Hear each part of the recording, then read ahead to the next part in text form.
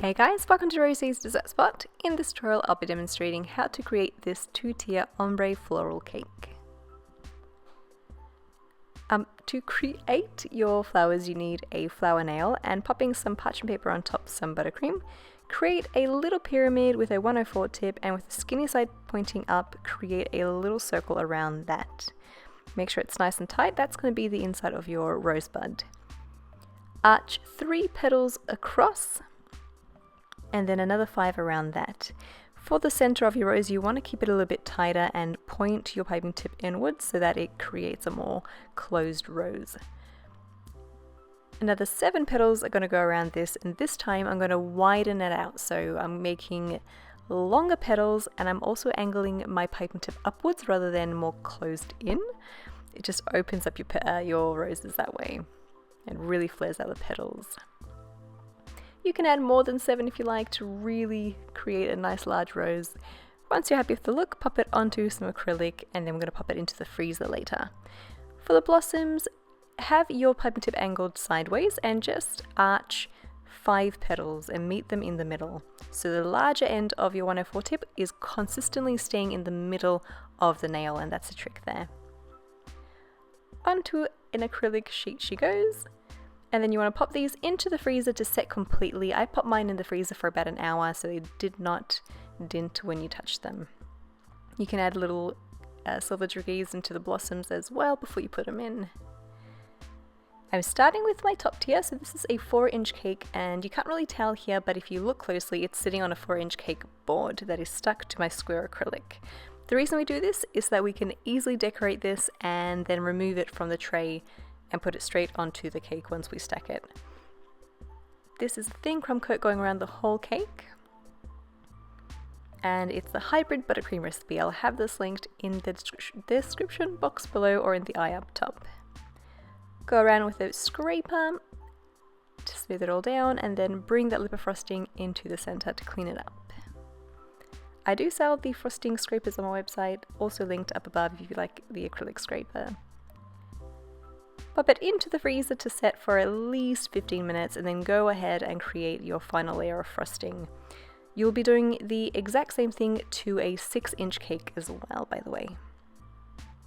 I started with white at the top and then I'm going in with some green, this is like a lime color, and I color all of my buttercream with Gel Food Colors by Chef Master or AmeriColor. I've also used a lemon yellow, I believe, and a soft pink. Go around with your scraper to smooth it all down and prime it for your comb, so this is just going to neaten it off. And then in I go with a textured comb to create a bit of interest. You don't have to, you could just leave it as with the scraper instead, but I think combs just look really nice, so I added that. Pop it into the fridge once you have cleaned up the top of your cake, into the fridge for at least 3 hours or into the freezer for at least half an hour. This is a 6-inch cake that's going to be my bottom tier, so I've just repeated the exact same steps here.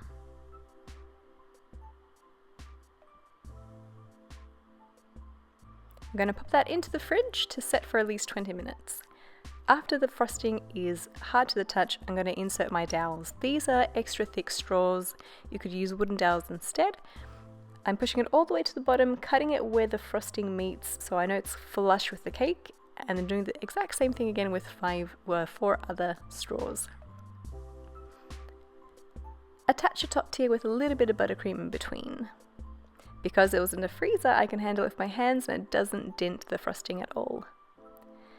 To arrange your flowers on your cake, you will want to use some buttercream, and I like to make a kind of like a half moon shape at the very top and sticking the flowers along that.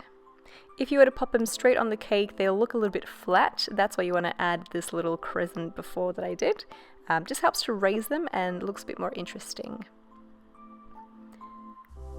To fill in the spaces and to really get that nice crescent shape, I've used little dollops of yellow and the green with a round piping tip just to emphasize the shape there and clean it all up. If there's any spaces between your flowers, this is where you want to start adding those dollops, and they're going to be little baby flower buds later. You're basically following the same steps again in between the tiers.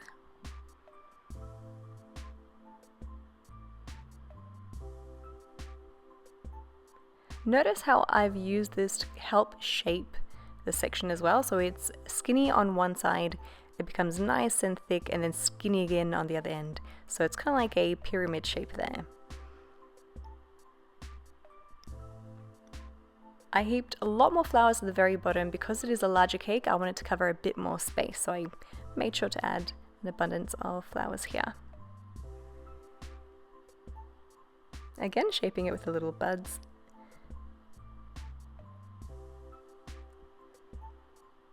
And then we're going to fill those in. So grab some white buttercream frosting and a smaller piping tip. Pop the piping tip directly inside that bud, squeeze out a little bit, and give it a bit of a circular motion as you come off so it doesn't leave a really pointy tip. And they kind of look like flowers just about to kind of bud off. And that's what you want.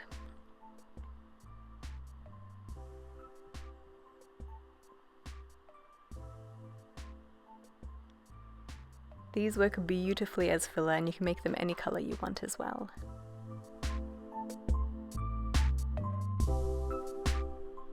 Use the same white frosting and piping tip to create a shell border around the cake.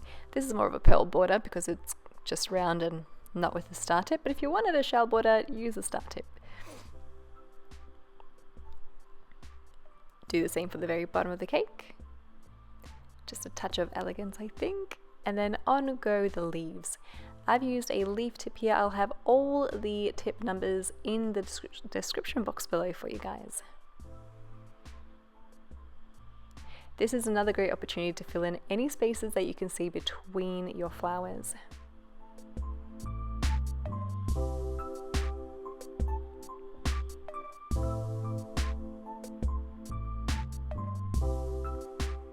And you're done.